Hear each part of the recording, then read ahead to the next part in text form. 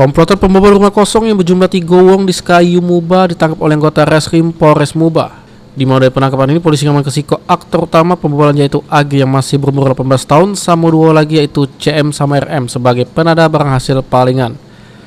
Petugas dewek dari para tersangka berhasil mengamankan barang bukti 3 kotak HP sama Siko HP hasil kejahatan.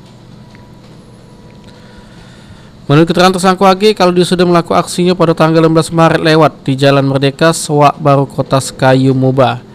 Di mana rumah yang dimasukinya ialah rumah tetangganya Tula. Tersangka AG waktu itu berhasil mengambil 4 ekor HP sama Siko handycam punya korban.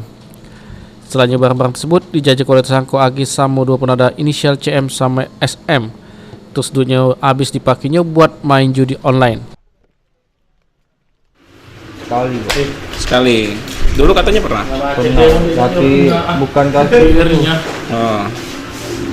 Ini rumah siapa yang kau masuki? Rumah tetangga, Pak. Tetangga. Apa bayang kau, Mbak? Kamera handycam, HP CP. Kau jual kemana, Mbak?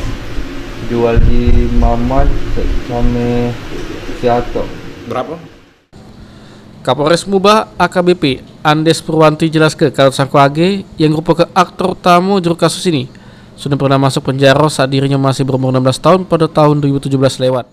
SK ini sudah pernah melakukan pembobolan rumah ini.